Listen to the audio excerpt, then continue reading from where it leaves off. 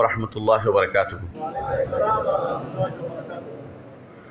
মহান আল্লাহ বলেন, ইয়া আইয়ুহাল্লাযীনা আমানু লা তাকুলু আমওয়ালাকুম বাইনাকুম বিল বাতিল ইল্লা আন তাকুনা তিজারাতান আন তারাদিন মিনকুম আও লা তাকতুলু আনফুসাকুম ইন্নাল্লাহা কানা বিকুম রাহিমা ওয়া মান ইয়াফআল যালিকা উদওয়ানান ওয়া যুলমান ফাসাফা নুসলিহি নারা ওয়া কানা যালিকা আলাল্লাহি ইয়াসীরা। সূরা আন-নিসার 29-30 নম্বর আয়াত। আমি কোনো ভূমিকা ছাড়াই শুরু করতে যাচ্ছি। বিসমিল্লাহির রহমানির রহিম। ইন্নাল হামদালিল্লাহ নাহমাদুহু ওয়া নাস্তাঈনুহু ওয়া নাস্তাগফিরুহু ওয়া নাউযু বিল্লাহি মিন শুরুরি আনফুসিনা ওয়া মিন সাইয়্যাতি আমালিনা। মান ইয়াহদিহিল্লাহু ফালা মুদিল্লা লাহু ওয়া মান ইউদ্লিল ফালা হাদিয়া লাহু। যাকে আল্লাহ হেদায়েত দিবেন তাকে কেউ পথভ্রষ্ট করতে পারে না, আর যাকে পথভ্রষ্ট কেউ হেদায়েত দিতে পারবে না। এটা মাথায় রাখতেই হবে। প্রিয় ভাইয়েরা, আজকে যে বিষয়টি আলোচনা করব বিষয়টা খুবই গুরুত্বপূর্ণ। বিষয়টা হচ্ছে আত্মসাৎ করার পরিণাম। আত্মসাৎ করার পরিণাম বিষয়টা, এটা কি আকীদার বিষয়? না। এটা কি ইবাদতের বিষয়? না। এটা কি মুআমালাতের বিষয়? হ্যাঁ, লেনদেন সংক্রান্ত। আমাদের ওস্তাদরা একটা কথা বলতেন, যে জিনিস বেশি দরকার এটা তত সহজ হয়। আকীদা বেশি দরকার, এই জন্য লা ইলাহা ইল্লাল্লাহ, এমনকি লা ইলাহা ইল্লাল্লাহ আপনি খুব সহজে বলতে পারবেন, কোনো উচ্চারণ করতে কষ্ট হয় না। বড় ধরনের কোনো হরফে হালকিনে হলকের শব্দ আসতেছে না। বুঝে আসছে? আল্লাহ এক, রাসূলকে মানতে হবে, আল্লাহকে মানতে হবে, সহজ হয়ে গেছে। কিন্তু এর চেয়ে একটু কষ্ট বেশি হচ্ছে ইবাদতে। এই জন্য ইবাদতের কিছু মাসাইল জানতে হয়। এর চেয়ে বেশি কষ্ট হচ্ছে মুআমালাতে, লেনদেনে। এই জন্য লেনদেনের বেশি মাসালা বেশি জানতে হয় এবং কষ্ট করে জানতে হয়। কেন? লেনদেন সবার দরকার হয় না, কিন্তু যারা মানুষের সাথে চলে তাদের কিন্তু লেনদেন জানতে হয়। আমরা এখন এমন এক জগতে বাস করি, পৃথিবীটা এখন পুরোটাই হচ্ছে গ্লোবাল ভিলেজ, পুরোটাই একটা গ্রাম হয়ে গেছে। আজ আপনি ঘরে বসে ইউরোপ আমেরিকা বাজার করতেছেন, ঘরে বসে ইউরোপ আমেরিকার সাথে লেনদেন করতেছেন। কি বলে এটাকে? বসে বসে ঘরে বসে টাকা রোজগার করতেছে। কি বলে এটারে? ফ্রিল্যান্সিং করতেছে। এই তো বুঝছেন আপনারা। দেখেন, এখন আপনাকে জানতেই হবে শরীয়তের মাসালা, কারণ কোন জিনিসটা হালাল কোন জিনিসটা হারাম এটা না জানলে আপনি হারামে পতিত হবেন, আর এর মাধ্যমে আপনার ইবাদত কিন্তু কবুল হবে না, ইবাদত কবুল হবে না। এই জন্য এই জিনিসটা তারা খুবই জরুরি। আমাদের উস্তাদ শেখ মোহাম্মদ আশ-শানকিতি হাফিজাহুল্লাহ, তিনি যখন পড়াতেন আমাদেরকে ইউনিভার্সিটিতে, তখন তিনি বলতেন, ইবাদতের অংশ তোমরা পড়তে পারবা যে কোনো উস্তাদের কাছে, তোমরা যদি ভালো মনে করো আমি তোমাদেরকে মুআমালাত পড়াবো। তারপর তিনি লেনদেন সংক্রান্ত দর্স আমাদেরকে দিতেন। কারণ আমরা দেখতাম যে এটা আসলেই জটিল এবং এইখানেই অধিকাংশ মানুষে ফেল করে।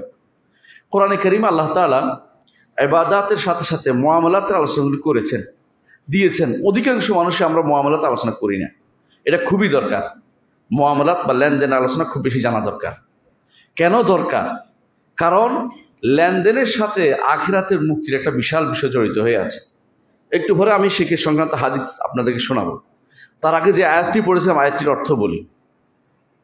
আল্লাহ তাআলা বলছেন, ইয়া আইয়ুহাল্লাযীনা আমানু, হে ঈমানদারগণ। আব্দুল্লাহ ইবনে মাসউদ রাদিয়াল্লাহু আনহু বলেন, যখন আল্লাহ তাআলা বলবে ইয়া আইয়ুহাল্লাযীনা আমানু, তখন তোমাকে বলছে, মানে আল্লাহ তাআলা তোমাকে অ্যাড্রেস করছে, একজন ব্যক্তিকে, প্রত্যেকটি ব্যক্তিকে ইন্ডিভিজুয়ালি, যে তোমাকে প্রত্যেককে বলাচ্ছে, আমাকে আল্লাহ ডাকছে। ফারআই বিহা সামরাক, তোমার এটা শোনার জন্য কান লাগিয়ে শোনো। কি বলতেছে আল্লাহ তাআলা? লা তাকুলু আমওয়ালাকুম বাইনাকুম বিল বাতিল, তোমাদের মধ্যে সম্পদ যেটা বাতিলভাবে খেও না, বাতিলভাবে কোনো সম্পদ নিও না। বাতিল বুঝছেন, মানে যেটা সত্য নয়, অসত্য পদ্ধতিতে অন্যায় পদ্ধতিতে কোনো রকমের সম্পদ তোমার নিতে পারো না। ইল্লা আন তাকুনা তিজারাতান আন তারাদিন মিনকুম, তো যদি ব্যবসা হয়, আবার ব্যবসা হলেও যথেষ্ট নয়, ব্যবসার মধ্যে আবার পরস্পরের সন্তুষ্টি থাকতে হবে। বিশাল করে আল্লাহ তাআলা বলে দিয়েছেন, ওয়ালা তাকতুলু আনফুসাকুম ইন্নাল্লাহা কানা বিকুম রাহিমা। তারপর আল্লাহ তাআলা বলেছেন, ওয়া মান ইয়াফআল যালিকা, যে এই কাজটি করবে, কি কাজটি করবে? অন্যের সম্পদ ভক্ষণ করবে, উদওয়ানা ওয়া যুলমান, সীমা লঙ্ঘন করে এবং জুলুম করে, ফাসাউফা নুসলিহি নারা, জাহান্নামে তাকে দগ্ধ করানো হবে। নুসলি অর্থ সলাই, আসলি অর্থ দগ্ধ করানো।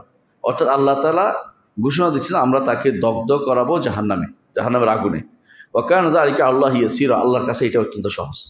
অন্য আয়াতে আল্লাহ তাআলা বলছেন সূরা বাকারার 188 নম্বর আয়াতে বলেছেন, ওয়ালা তাকুলু আমওয়ালাকুম বিল বাতিল, তোমাদের নিজেদের মধ্যে সম্পদ কখনো অন্যায় করে অন্যায়ভাবে কোনো সম্পদ তোমরা বক্ষণ করো না।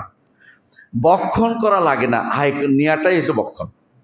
আল্লাহ তাআলা কোরআনে কারীম বলছেন তোমরা ইয়েতিমের সম্পদ বক্ষণ করো না, তাই বলে কি নিয়ে নিলে বক্ষণ না করলে কি জায়েজ হয়ে যাবে? না, তা কিন্তু না। এর অর্থ হচ্ছে যে কোনোভাবে সম্পদ নিলে এটা কোনো না কোনোভাবে বক্ষণ হয়ে যাবে, কোনো না কোনোভাবে এটা কাজে লাগবে, কারণ তখন এটা বক্ষণের কাজে লাগবে, এই জন্য এটাকে বক্ষণ বলা হচ্ছে। কোনোভাবেই এতিমের আত্মসাৎ করা যাবে না, এটা মূল কথা। প্রিয় ভাইরা, লেনদেনের ক্ষেত্রে আমি 5টা জিনিস বলবো। কয়টা জিনিস? 5টা জিনিস বলবো। এটা সবসময় রাখবেন। প্রত্যেকটি লেনদেন আপনি যখন হাদিস পড়বেন, বুখারী, মুসলিম, আবু দাউদ, তিরমিজি, নাসাই, অনেক হাদিস পড়বেন, তখনই আপনি দেখবেন যে কিছু জিনিস শরীয়তে নিষেধ করা হয়েছে। যেমন বলা হয়েছে যে বাই আল হাবালা, অর্থাৎ তারা কি করতো, পেটের বাচ্চা বিক্রি করতো। ওটের পেটে কি বাচ্চা আছে এটা তারা বিক্রি করতো। ওটের পেটের ভিতরে কি বাচ্চা আছে বিক্রি করে দিত অগ্রিম। এটা কি ঠিক? কেন? এটার মধ্যে ধোঁকা আছে। এটার মধ্যে কি আছে? ধোঁকা আছে। এবং এটা পুরোটাই ধোঁকা হইতে পারে, কিছুই নাই হইতে পারে, ফ্যাট ফুলি থাকতে পারে। তখন তো আর আমাদের মতো মেশিন আবিষ্কার হয় নাই। আবার ধরেন কেউ বিক্রি করতো পাথর নিক্ষেপ করতো, বলতো যে পাথর যেটার উপর পড়ে এটা বেচা কেনা হয়ে গেছে, এটাও শরীয়তে নিষিদ্ধ। আবার কি করতো, রাস্তার মধ্যে যায় কিনে আনতো, বাজারে উঠার আগে বিক্রি করে ফেলতো। আবার একজনেরটা আরেকজনে বিক্রি করতো, আবার দালালি করতো। এগুলো সব নিষিদ্ধ। শরীয়তে যে সমস্ত নিষিদ্ধ করা হয়েছে হাদিসে, আপনি এগুলি খেয়াল করবেন, এগুলি 5টি জিনিসের বাইরে না। কয়টা জিনিস? 1 নম্বর হচ্ছে পুরোটাই ধোঁকা।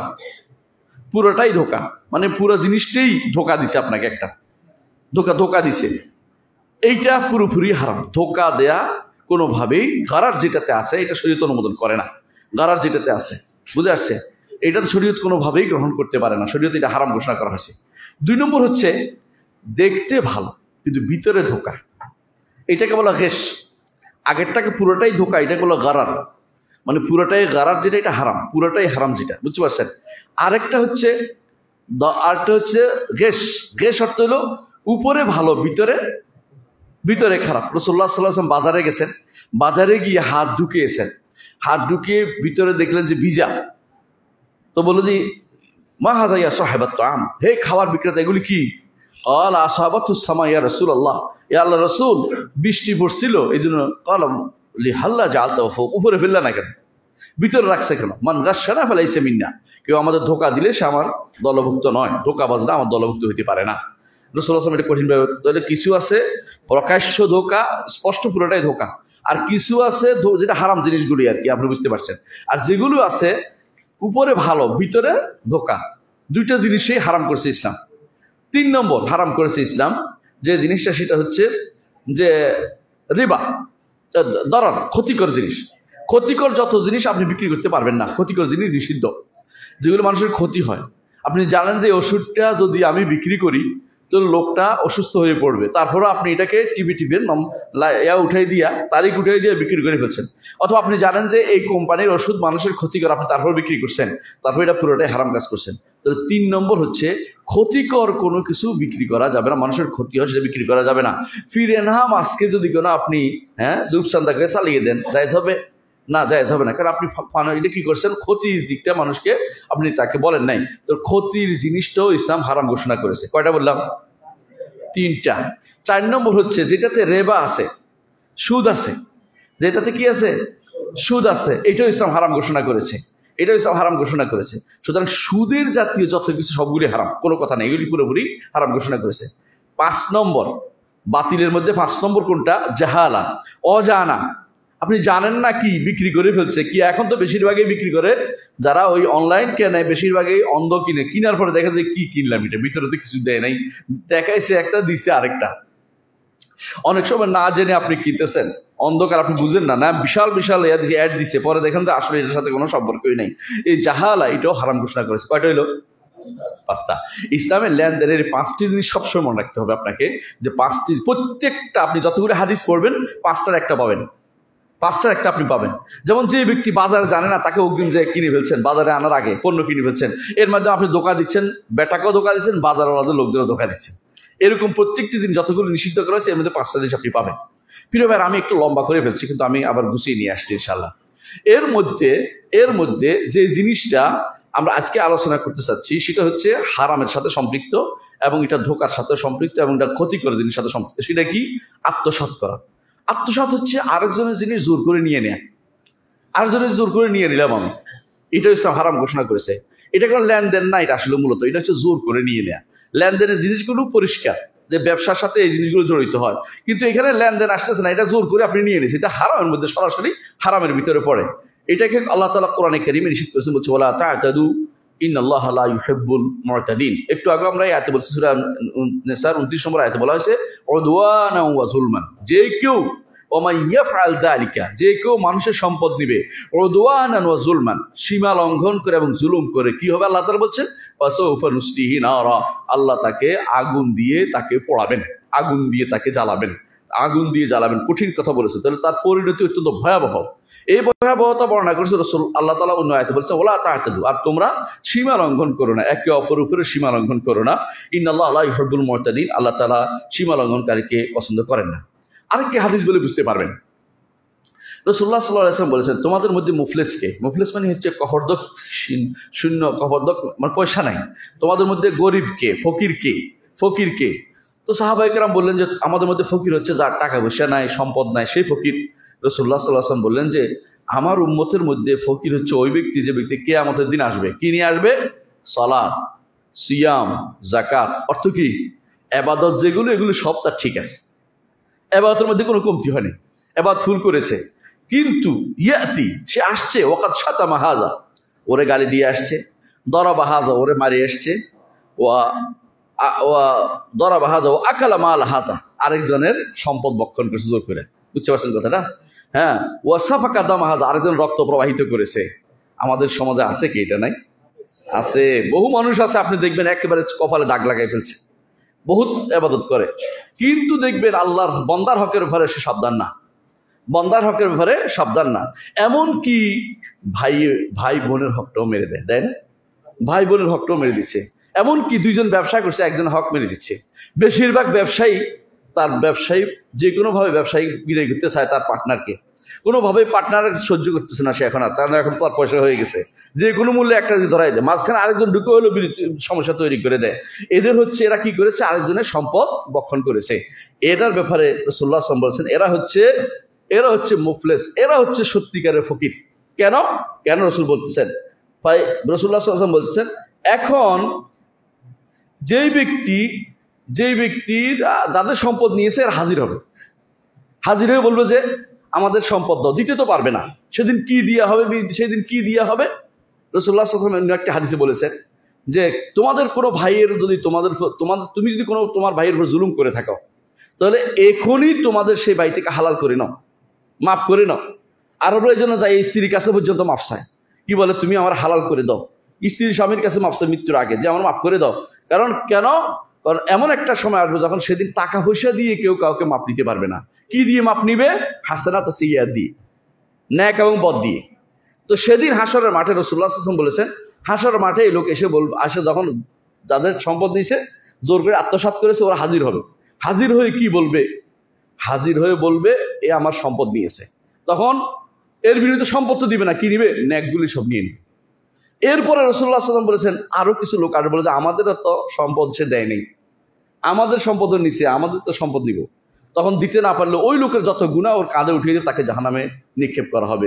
রাসূলুল্লাহ সাল্লাল্লাহু আলাইহি ওয়াসাল্লাম বলছেন এ হচ্ছে সত্যিকারের মুফলিস এবং সবচেয়ে কপটদক শূন্য। এটা হচ্ছে ওই ব্যক্তি যে আত্মসাৎকারী। এটা রাসূলুল্লাহ সাল্লাল্লাহু আলাইহি ওয়াসাল্লাম হাদিস দিয়ে আমরা দেখতে পাই। তাহলে বোঝা গেল যে এই ব্যক্তির পরিণতি কিন্তু ভয়াবহ, এবং সেই সময় আপনার কিছু করার থাকবে না, কারণ সেই সময় পুরো জিনিসটাই হচ্ছে কারণ অর্থ দুনিয়া দিলেও আপনার কোনো, আল্লাহ তাআলা কোরআনে কারীমে উন্নত বলেছেন যে দুনিয়া পরিমাণ দিলেও সেদিন গ্রহণ করা কোনো লিয়াফতাদু বিহি মা তাকাব্বালা মিন আহাদিন, তাদের কবুল করা হবে না। অন্য হাদিসে রাসূলুল্লাহ সাল্লাল্লাহু আলাইহি ওয়াসাল্লাম বলেছেন মান আখাযা আমওয়ালান নাস ইউরিদু আদা আদাল্লাহু আনহু, কেউ যে মানুষের সম্পদ নেয় কিন্তু তার উদ্দেশ্য হচ্ছে যখন ধার নিছে ফেরত দিয়ে দিবে, আল্লাহ তাআলা তার থেকে দেওয়ার ব্যবস্থা করবেন। কিন্তু কেউ যদি কোনো নেয় এই উদ্দেশ্য যে এটা তাকে আর দেব না, আল্লাহ তাআলা তাকে কঠিনভাবে তাকে পাকড়াও করবেন। এটা বুখারী হাদিসে আসছে। আরেকটি হাদিসে রাসূলুল্লাহ সাল্লাল্লাহু আলাইহি ওয়াসাল্লাম বলেছেন কেউ যদি কোনো কোনো মুসলিমের সম্পদ নাহক নিয়ে থাকে, আল্লাহ তাআলা হাসরের দিন তার সামনে তার সাথে সাক্ষাৎ হবে, আল্লাহর সাথে সাক্ষাৎ আমরা আশা করি, তাই না? সাক্ষাৎকার অর্থ কি বুঝেন কিনা? সাক্ষাৎকার অর্থ আল্লাহকে দেখা। এটা সবসময় মনে রাখবেন, যেখানে আল্লাহ তাআলা সাক্ষাতের কথা আসছে কোরআন এবং হাদিসের অর্থ আল্লাহকে দেখা। সেদিন আল্লাহ তাআলা তার সাথে ক্রোধান্বিত থাকবেন, কারণ মানুষের সম্পদ সে নিয়েছে। এই জন্য যত কিছু হোক সে কিন্তু আল্লাহর সন্তুষ্টি পাচ্ছে না। আল্লাহ রেদওয়ানুন মিনাল্লাহ, রেদওয়ানুন তানবিনটা তাকলিলের জন্য আসছে, সবাই জানে, মুহাদ্দিসিনরা বলে, অর্থাৎ আল্লাহর সামান্যতম সন্তুষ্টি একটা মানুষের জন্য যথেষ্ট। কিন্তু সেদিন আল্লাহ তাআলা তারপর ক্রোধান্বিত থাকবেন, কারণ মানুষ সম্পদ সে জোর করে বহন করে কেটে নিয়েছে। কেটে মানে হলো কলমের খোসা দিয়ে কাটছে, বুঝছেন তো? কলমের খোসা দিয়ে কাটছে, এটা একটা তারা বলছে, অর্থাৎ যে কোনো হোক, যেভাবে হোক কাটাকাটি করে নিজের পকেটে নিয়ে নিছে। আরেকটা হাদিসে রাসূলুল্লাহ সাল্লাল্লাহু আলাইহি ওয়াসাল্লাম বলেছেন, একজন মানুষের সম্পদ কখনো হালাল হবে না যতক্ষণ পর্যন্ত নিজে ইচ্ছাকৃত না দেয়, অর্থাৎ খুশি মনে না দিন। খুশি মনে না দিলে একজনের সম্পত্তি কখনো হালাল হবে না। আপনি তাকে একটা বিপদে ফেলে নিয়ে নিলেন, বউকে বিপদে ফেলে নিয়ে নিলেন, অথবা স্বামীকে বিপদে ফেলে নিয়ে এলেন, কোনোভাবে সেটা জায়েজ হবে না। এমনকি পরবর্তীতে আবার তার থেকে যতবারই মাফ চান না কেন, এই মাপ কিন্তু মাপ হবে না, অর্থাৎ আপনাকে মাপ হয় নাই মনে করতে হবে। যতক্ষণ পর্যন্ত অন্তর থেকে আপনাকে সেই ব্যক্তি সম্পদটা না দিচ্ছে, ততক্ষণ পর্যন্ত সেটা মাপ হবে না। এই জন্য একটা কলম ধরেন, সেটাও একই অবস্থা, যেমন সামনে আসতেছে একটা হাদিসে। অন্য এক হাদিসে রাসূলুল্লাহ সাল্লাল্লাহু আলাইহি ওয়াসাল্লাম বলেছেন, মান আখাযা শিবরা মিনাল আরদি যুলমান তাওয়াকাহু মিন সাব'i আরাদিন, যে কেউ এক বিঘত জমি লইবে জুলুম করে। এক বিঘত জমি, আমাদের দেশে আইল আছে না, ক্ষেতের আইল কেটে আমরা খুবই পছন্দ করি। বিশেষ করে হুজুর অনেক কিছু করে, নামাজ কালামা ঠিকই পড়ে, কিন্তু আইলের মর্যাদা, বিশেষ করে আইলের ইয়াতে ক্ষেত্রে তিনি সেখানে রক্ষা করতে পারেন। লোভ এত বেশি, জমিনের লোভ সাংঘাতিক লোভ রে ভাই, আমি দেখছি জমিনের লোভ সবচেয়ে বেশি। জমিনের প্রতি মানুষের যে মোহ, এটা বৃদ্ধ বয়সে আর একটু বেশি আসে। হয়তো আপনার ভালো মানুষ এই হিসেবে বলছি না, আপনাদেরকে অনেকের আছে বৃদ্ধ বয়সে জমিন কিভাবে কিনবে, ফোলারে বুদ্ধি দেয়, জমিন কেমনে ফোলার কাছে রাখবে, মেয়েরে কেমনে বঞ্চিত করবে, এই বুদ্ধির কিন্তু এই বুড়া মানুষটাই দিছে তার, হয়তো তার মাথা হয়তো নাই, এরকম হইতে পারে। যুবক বয়সে উড়নচণ্ডী থাকে, এদিক সেদিক থাকে, বৃদ্ধ বয়সে বেশি জমিনের মহব্বত থাকে। এই জন্য রাসূলুল্লাহ সাল্লাল্লাহু আলাইহি ওয়াসাল্লাম যেটা বলেছেন খেয়াল করেন, তিনি বলেছেন এক বিঘত জমি যদি কোনো কেউ গ্রহণ করে, জুলুম করে, তাওয়াকাহু মিন সাবঈন আরাদিন, 7 স্তবক জমিন তার কাঁধে সেদিন লাগিয়ে দেওয়া। উঠতে পারবে? এরকম একটা ঘটনা আমি বলি, আপনার শুনে ভালো লাগবে আপনাদের। খলিফা হেকাম তিনি কোথায় ছিলেন? এই খলিফা হেকাম ছিলেন কর্ডোবা, বর্তমান যে স্পেন, সেখানকার খলিফা তিনি ছিলেন। তখনকার দিনে মুসলিম বিশ্বের খলিফা স্পেন থেকে পরিচালিত, তারা এখন স্পেনে মুসলমান পাওয়া যায় না, দুঃখজনক ঘটনা। তো তিনি একদিন বসে আছেন, এমন সময় বৃদ্ধ এসে বললেন যে তিনি বসে আছেন, এমন সময় বৃদ্ধের একটা বাড়ি তার সামনে পড়ছে, যে এই বাড়িটার জন্য আমার বাগান বাড়িটা সুন্দর হচ্ছে না। কে বললেন? খলিফা হাকাম বললেন যে, বৃদ্ধ তুমি এই বাগান বাড়িটা আমাকে তোমার বাড়িটা ছেড়ে দাও না, আমার বাগান বাড়ি সুন্দর হচ্ছে না, তুমি ছোট্ট তোমার জন্য 2টা বাড়ি করে দেবো। বল না, আমার বাড়ি আমার থাকবে। এই কথা বলার পরে রাতের বেলা লোক লাগাই দিয়ে ভেঙে ফেলছে, কিসের বুড়িতে থাক, তোরা ওইখান দিয়ে নিয়ে যাস। বর্তমানে কি করে দেখছেন তো, বড় বড় জমিন খেকো কিছু আছে না, ভূমিদস্যু বলে, ওরা কি করে, আপনার জমি কুদ্দুর আছে এটা নিয়ে নিছে, এখন আপনি এবার অফিসে দৌড়ান, পাতা জুতা ক্ষয় হয়ে যাক, এরপরে আপনারা বলবে ঠিক আছে তুমি কিছু টাকা দাও, তোমার একটা দিব, মানে আবার টাকা নিয়ে অতিরিক্ত আপনারা দিচ্ছে, এরকম। এটাই ভূমিদস্যুরা বেশি করে। তো খলিফা হাকাম এটা করছে, জোর করে দখল করে দিচ্ছে। তো মহিলা কাঁদতে কাঁদতে চলে গেছে কাজীর দরবারে। কাজী বলছে যে অবস্থা খুব বেগতিক, কারণ খলিফার বিরুদ্ধে আমি কি করতে পারি। তখন তিনি সকালবেলা যাইয়া খলিফার বাড়ির সামনে একটা বস্তা পুরে বসে আছে, মাটির বস্তা। খলিফা বের হয়ে দেখে যে কাজী বসে আছে, বিচারক বসে আছে। কি তোমার কি সমস্যা, তুমি তো অমুক না, অমুক খলিফা আবুল ওয়ালিদ আল বাজি না তুমি কাজী? বলে হ। বলে এখানে সকালবেলা আপনি এখানে কেন আসছেন? বলে আমি আসছি, আমি শপথ করেছি যে আমার এই বস্তাটা খলিফা ছাড়া কেউ যদি উঠে যায় আমি এটা নিব না। তিনি এসে বলছে আচ্ছা ঠিক আছে, তোমার এটা উঠে তোমার শপথ পূরণের ব্যবস্থা করতেছে, আসো। আচ্ছা উঠাইতে চাচ্ছে, উঠাইতে পারে না, কারণ উনি এটার ভিতরে যত রকম বড় বড় কি ওজনার জিনিস ঢুকাইছে, বিশেষ করে ওই ক্ষেতের বড় বড় মাটি ঢুকাইছে, বেশি করে মাটি ঢুকাই একবার চাক ঢুকাইছে, এখন এটা উঠাইতে পারে না। তখন কানে কানে বলতেছে আজকে আপনি এটা উঠাইতে পারছেন না, খলিফাতুল মুসলিমিন 7 স্তবক জমিন কিভাবে উঠাবেন হাসরের মাঠে? আমি তোমাকে সাক্ষী রাখি বলছি, আমি দিয়ে দেবো বুড়ির সম্পত্তি, বুড়িকে ফেরত দিয়ে দেবো। তারপর বুড়িকে আত্মসাৎ করা জিনিসটা ফেরত দিয়ে দিলেন। আমি এটা বোঝানোর জন্য বলতেছি কাহিনীটা, এটা সত্য একটা ঘটনা। কেন বললাম? কারণ আসলেই মনে রাখতে হবে যে হাসরের জিনিসটা আছে। যে ব্যক্তি আল্লাহকে ভয় করে, হাসরের মাঠে হিসাবে ভয় করবে, সে ব্যক্তি কারো সম্পদ বক্ষণ করতে পারে না। সে মনে করবে যে আমাকে এটার জন্য হিসাব দিতেই হবে, আমাকে এটার জন্য হিসাব দিতেই হবে। এটা কি হয়েছে? হ্যাঁ, থাকে না তো, এটা পড়ে যায়, উল্টো হয়েছে এমনি না, আমার সমস্যা পড়ে যাচ্ছে বারবার। আচ্ছা ঠিক আছে, অসুবিধা নেই। তাহলে আমরা দেখতে পাচ্ছি যে কেউ যদি কোনো সম্পদ এভাবে নিয়ে যায়, যতটুক দিবে, সম্পদ না, কি নিতে পারে? মানুষের সম্পদ নিতে পারে, একটা কলমও নিতে পারে, একটা স্থাবর নিতে পারে, অস্থাবর সম্পত্তি নিতে পারে। যেটাই নেন না কেন, এটা আপনার জন্য বিপদের কারণ হবে সেদিন। এটা আপনার বিপদ, কারণ আপনি সেদিন দিতে পারবেন না। জমিনও নাই, যে জমিনে আপনি বসবাস করেছেন এই জমিন কি আছে? সেই জমিতে থাকবে, নতুন এক জমিন হবে, আপনি কোত্থেকে জমিন দিবেন? আপনি যদি কোনো কলম হয়, কলমও দিতে পারবেন না। তখন আপনার সব কিছু হবে হাসানাত ও সাইয়্যাত দিয়ে, অর্থাৎ ন্যাক এবং বদ দিয়ে আপনার মধ্যে বিচার হবে। আপনার ন্যাক বেশি থাকলে তারে দিয়ে দেওয়া হবে, না দিতে পারলে শেষে তার বদগুলি আপনার কাঁধে উঠিয়ে দেওয়া হবে। অনেক মানুষ আছে আমাদের ভাইরা, দেশের বাইরে বিভিন্ন জায়গাতে চাকরি করে, আমাকে বলে যে আমি মাজলুম। আমি বললাম যে আপনি তো ভালো অবস্থানে আছেন। মাজলুম হতে হলে আপনি গুনাহ যতই করেন মাফ হচ্ছে হওয়ার ব্যবস্থা একটা আছে কিন্তু।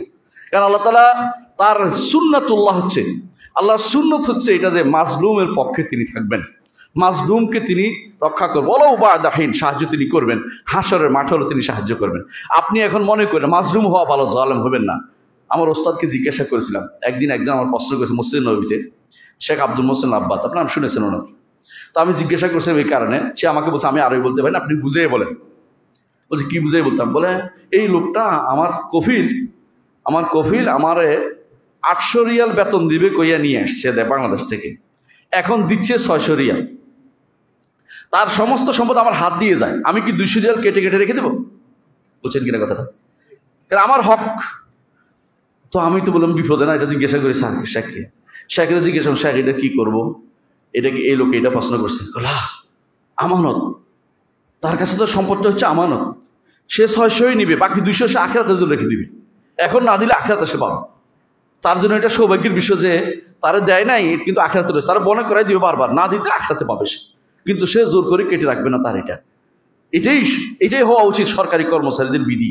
আপনার হাতে টাকা আছে বলেই কলমের খোসা দিয়ে বিশাল একটা অঙ্ক, ঢাকা যাওয়ার একটা বিল, চট্টগ্রাম যাওয়ার একটা বিল, বিমানের বিল, অমুকের বিল, তমুকের বিল, কেটে কেটে আপনি বিল কেটে সব কি করবেন? আপনার জমিনের ভিতরে ঢুকে ফেলেন যত বিল আছে, বিলগুলি আর রাখলেন না। তাহলে এই অবস্থা যখন আপনি তৈরি করবেন, এর অর্থ হচ্ছে আপনি কিন্তু আমানতদারি রক্ষা করেন না, আমানতদার রক্ষা করেন নাই। এটা যেন আপনাকে জিজ্ঞাসাবাদ করা হবে। প্রত্যেকটি জিনিস নিয়ে সেদিন আপনাকে হাজির হতে হবে, যেটা করেছেন এটা। এমনকি দেখেন রাসূলুল্লাহ সাল্লাল্লাহু আলাইহি ওয়াসাল্লাম একটা হাদিস মনে আছে কিনা, কেউ যদি কোনো একটা ছাগল না দেয় যাকাতের, কি করবে? সেদিন ছাগল কাঁধে উঠে নিয়ে আসবে। কেউ যদি উট না দেয়, উটটা কাঁধে করে নিয়ে আসবে। এর অর্থ কি বুঝছেন তো?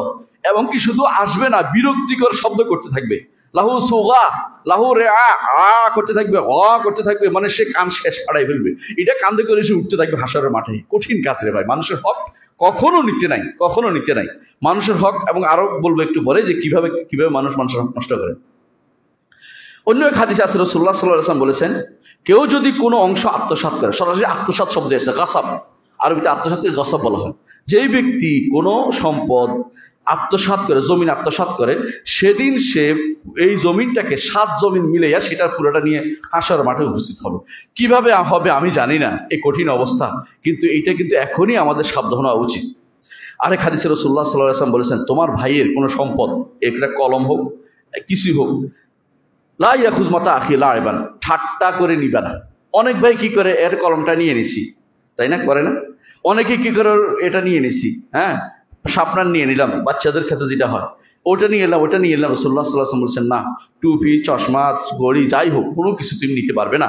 লাইবান ওলা জাদ্দান, খেলতেও নিবে না এবং তত্ত্বও নিবে না, ইচ্ছা করেও নিবে না এবং হাসি ঠাট্টা করতেও নিবে না, কোনোভাবেই নেওয়া যাবে না। ফাইন আকাদাহু ফালিয়ারুদ্দু আলাইহি, যদি নিয়ে থাকো ফেরত দাও। সুবহানাল্লাহ। রাসূলুল্লাহ সাল্লাল্লাহু আলাইহি ওয়াসাল্লাম আমাদেরকে এই জন্য আত্মসাতের বিষয়টা কত কঠিন করে তুলে ধরেছেন।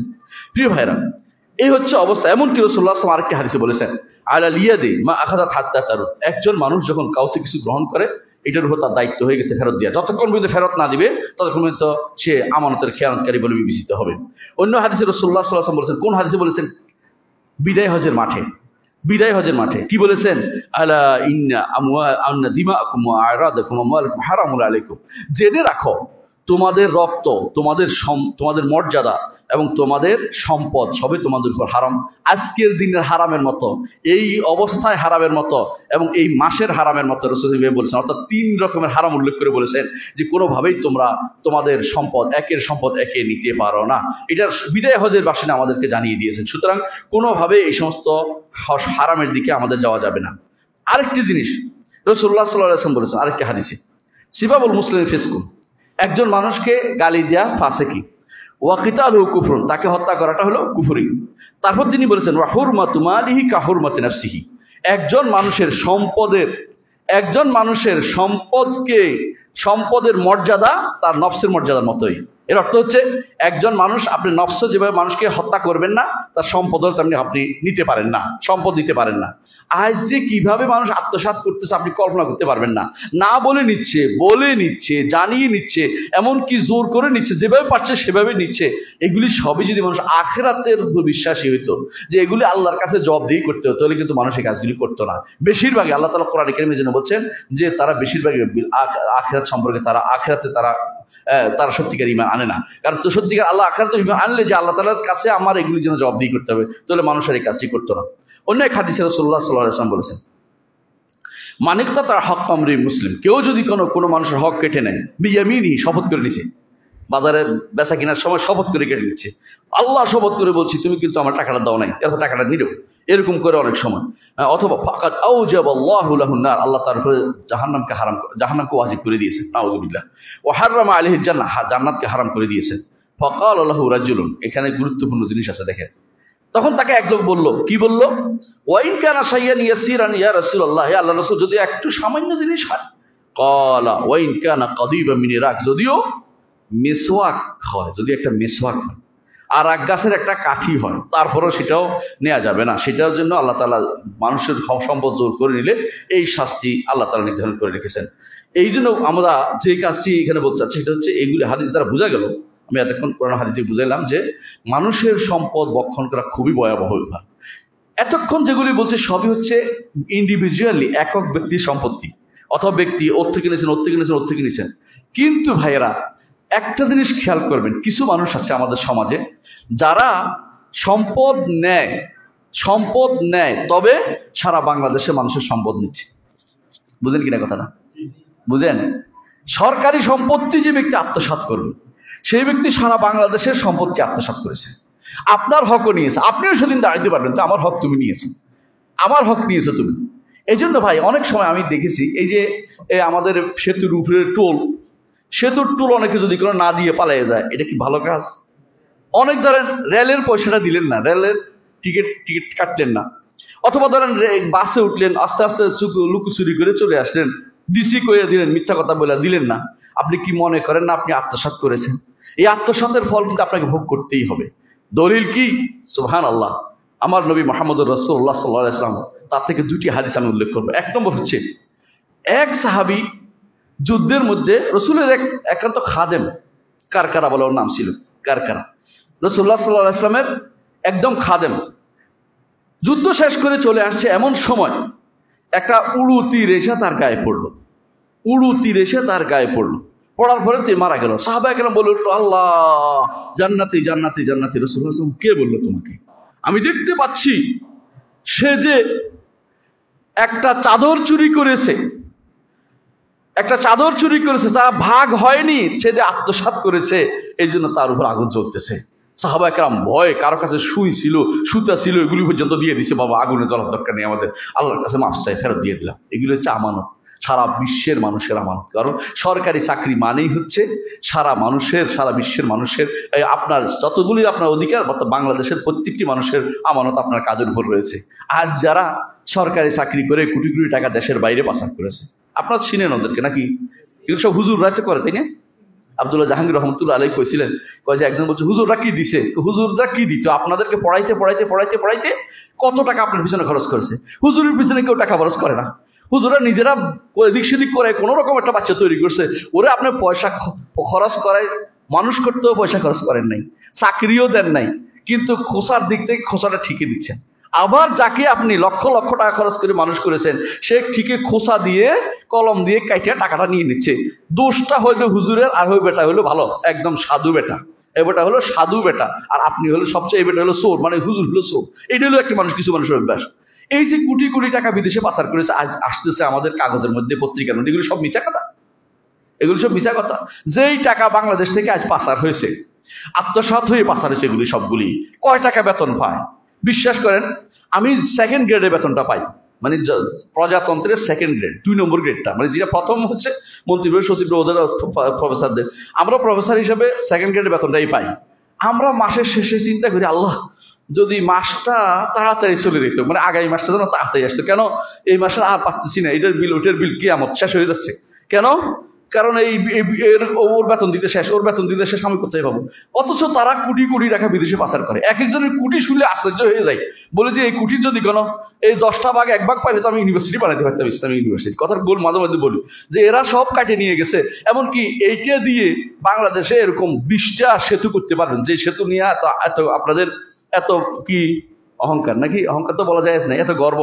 হ্যাঁ, আপনাদের এত গর্ব, সেই 20টা সেতু করতে পারেন অনেক কয়েকজনের টাকা দিয়েই। এগুলি সব কি আপনি মনে করছেন হালাল টাকা? এগুলি আত্মসাৎ করা টাকা, এগুলি আত্মসাৎ করা টাকা। এগুলি নিয়ে হাসর মাঠে উঠতে হবে। এমনকি এগুলি আপনার টাকা, ওনার টাকা, ওনার টাকা, ওনার টাকা। আপনাদের সবাই সম্পদ ওই বেটার কাছে। হ্যাঁ, উনি যত দরবেশই হোক না কেন, যত বড় লোকে হোক না কেন, আমি কারো নাম ধরে বলছি না, মানে বুঝার কথা বলতেছি, যত দেখতে কত ভালো লোকে হোক না কেন, যত সুন্দর সুন্দর বসন তিনি বলক না কেন, উনি কিন্তু হারাম কাজে জড়িত হয়ে গেছেন। উনি কিন্তু সারা বাংলাদেশের হক নিয়ে গেছেন। কলমের খোসা দিয়ে কাটলে হালাল হয় না।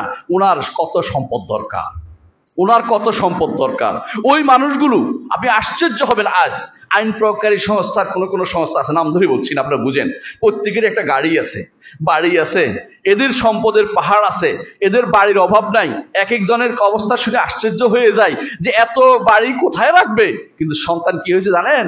একটা লুলা, একটা লালা, একটা বাঁকা, একটা টেকা, একটা তেড়া, এক একটা এক এক রকম। আল্লাহর গজব, দুনিয়া তো কিছু পাইতে হবে তাদেরকে, আর আখিরাতের গজব কিন্তু বাকি হচ্ছে। আখিরাতের গজব কি? প্রত্যেকটি মানুষ আপনার হক আছে, দাঁড়াবেন, ছাড় নাই, তুমি আমার হক কতটুকু মারছো বলো। প্রত্যেকটি মানুষের হক সে মারছে। একজন মানুষ যদি জানতো যে তার উপর কত বড় দায়িত্ব, তখন সেগুলি দায়িত্ব নিত না। উমর ইবনে আব্দুল আজিজ রহমতুল্লাহ আলাইহি তিনি কান্নাকাটি করতেন সবসময় যে এই দায়িত্ব যদি আমি না নিতাম, এই দায়িত্বের আগে আমি খুব ভালো ছিলাম। উমর রাদিয়াল্লাহু আনহু নিজেই বলতেন যে যদি কোনো ফোরাতের তীরে যদি কোনো একটা মানুষ একটা ছাগল না খেয়ে মারা যায়, আমার ভয় হয় আমাকে জিজ্ঞাসাবাদ করা হবে। দায়িত্ব পাওয়ার জন্য এত খুশি হওয়ার দরকার নাই, দায়িত্বানুভূতি থাকতে হবে যে এর বিচার কিন্তু আল্লাহর কাছে দিতে হবে, জবাবদিহি করতে হবে আমাকে প্রত্যেকটা জিনিসের। আবু হানিফা রহমতুল্লাহ আলাইহি দায়িত্ব নিতে রাজি হন নাই, শারবি রহমতুল্লাহ দায়িত্ব নিতে রাজি হন নাই, ইমাম এই জাতীয় যত আছে প্রত্যেক বড় বড় ইমামরা, কেন? যে হিসাব দিতে হবে। তাদের মাথায় সবসময় ছিল যে যদি পান থেকে নুন খসে যায় কি অবস্থা হবে আমাদের, মানে পান থেকে চুন খসে যায়। তারা সাবধান এই ব্যাপারে সাবধান থাকতেন। আমরা এখন দায়িত্বের জন্য যতই লালায়িত হই, রাসূলুল্লাহ সাল্লাল্লাহু আলাইহি ওয়াসাল্লাম হাদিসকে আমাদের মনে রাখা উচিত। রাসূলুল্লাহ সাল্লাল্লাহু আলাইহি ওয়াসাল্লাম বলেছেন, সাতাহরুসুন আলাল ইমারা, তোমরা চাচ্ছ দায়িত্ব, ওয়া ইন্নাহা হাসরাতুন নাদাম ইয়াউমাল কিয়ামা, জেনে রাখো কিয়ামতের দিন হাসরাত, আফসোসের কারণ হবে এবং লজ্জার কারণ হবে কিয়ামতের দিন। কেন? যে ব্যক্তি, এবং তিনি বলেন তবে যে ব্যক্তি ইনসাফের সাথে সবকিছু করতে পেরেছে। এই মানুষগুলো যারা আজ লক্ষ লক্ষ কোটি কোটি টাকা আত্মসাৎ করেছে, এরা কিন্তু বিপদে আছে। এবং আরেকটা হাদিস শোনেন, অনেকে তো এটাও বলে যে আমি আল্লাহর রাস্তায় দান করে দিছি, তাই না? শোনেন না, দান করে দিয়েছি, হ্যাঁ আমি তো খাইনি, দান করে দিছি।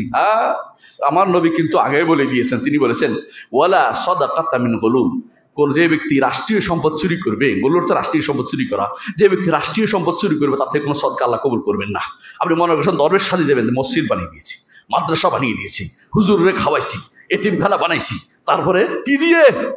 হ্যাঁ, আত্মসাৎকৃত সম্পদ দিয়ে। মনে রাখবেন, এটা দিয়ে আপনি মুক্তি পেতে পারবেন না, কারণ এটা আল্লাহর দরবারে কবুল হবে না। ওয়ালা সাদাকাতা মিন গুলুল, কোন রকমের দলুল যে ব্যক্তি করবে, রাষ্ট্রীয় সম্পদ যে ব্যক্তি আত্মসাৎ করবে, সে ব্যক্তি অবশ্যই অবশ্যই অবশ্যই অবশ্যই সে ব্যক্তি ধরা খাবে।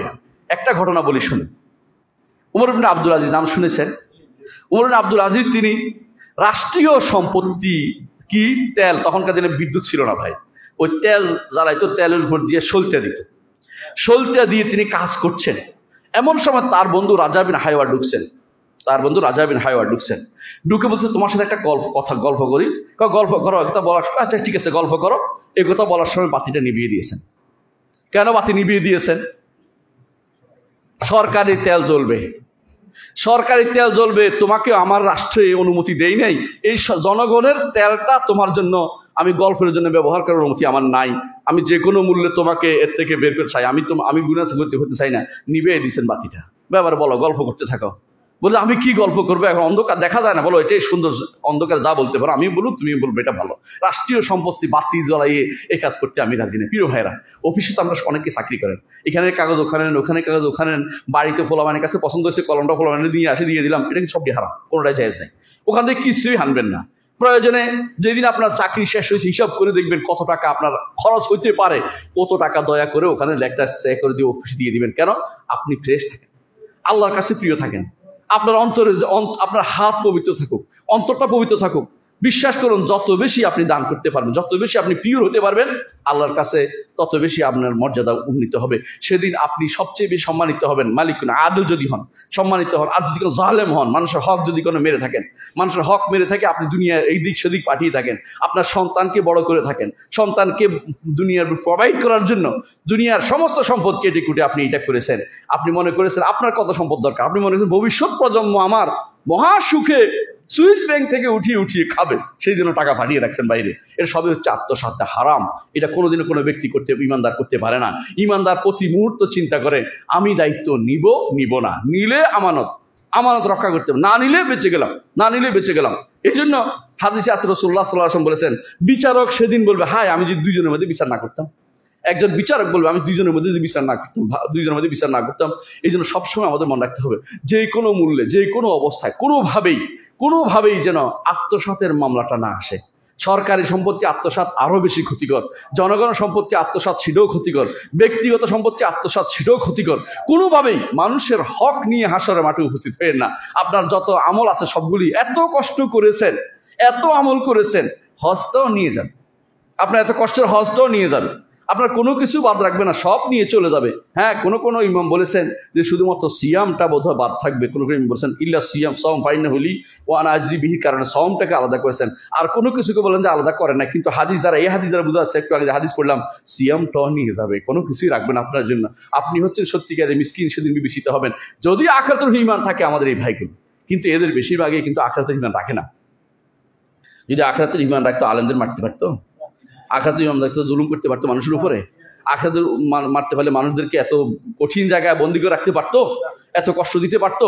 এরা যে জুলুম করেছে, এগুলি কি জুলুম না? এগুলো কত বড় জুলুম। এরা আখিরাতুল ঈমানকে আসলে রাখে? এরা তো মনে করে তাদের চাকরিটাকে তারা কি মনে করছে, তারা মনে করছে এটাই হচ্ছে তাদের জন্য সবকিছু, জীবনের আল্লাহর থেকে বড় কিছু মনে করে বসছে। নাউযুবিল্লাহ। এরা জীবনের সব ক্ষেত্রে তারা ঠকেছে, দুনিয়াতেও ঠকেছে, আখিরাতেও তারা ঠকবে, কারণ তারা মানুষের হক নিয়ে যাচ্ছে, মানুষের হক নিয়ে যাচ্ছে। উমর রাদিয়াল্লাহু আনহু একটা কথা দিয়ে শেষ করব। তিনি বলেছিলেন, আমি আমার কথা, তিনি বলেছিলেন যখন তাকে বিভিন্ন রকম, বরং আপনি তো অনেক কিছু করেছেন, আপনি ভয়ের কোনো কারণ নাই, কারণ 3 দিন তিনি অসুস্থ, তাকে যখন মারা হলো, খঞ্জর মারা হলো, তিনি 3 দিন অসুস্থ অবস্থায় ছিলেন। তখন তিনি বলেছেন যে আমি যখন বিভিন্ন প্রশংসা করা হচ্ছে, আপনি এটা করেছেন, বলছে আমি কিছু চাই না, আমি চাই রাসূলের যুগে যে অবস্থা চাই, এর পরেরটা সমান, অর্থাৎ যেন আমার পক্ষও না বিপক্ষও না, এরকম অবস্থায় থাকুক, আগেরটা নিয়ে আমি একটু আল্লাহর সাথে সাক্ষাৎ করতে চাই। সুবহানাল্লাহ। মানে পরের জীবনটা তিনি ভয়ে ছিলেন সারাক্ষণ, যে কোথায় না জুলুম হয়ে গেছে, কোথায় না বেশি হয়ে গেছে, এই ভয়ে তিনি সারাক্ষণ কাটিয়েছেন। সুবহানাল্লাহ। আমি আমার এই বক্তব্য শেষ করতে যাচ্ছি, আমি শুধু এটাই বলবো যে প্রিয় ভাইয়েরা, জুলুম নিয়ে হাসরের মাঠে উপস্থিত হওয়া যাবে না, জুলুম করা যাবে না, আত্মসাৎ করা যাবে না, কারো সম্পত্তি নেওয়া যাবে না, তারও সম্পত্তি তার ইচ্ছার বাইরে, তার অনুমতি ব্যতীত, তার সন্তুষ্টির বাইরে কারো সম্পত্তি কোনোভাবেই নেওয়া যাবে না। আল্লাহ আমাদেরকে সব রকমের এই জুলুম করা থেকে আমাদেরকে হেফাজত করেন। আমিন।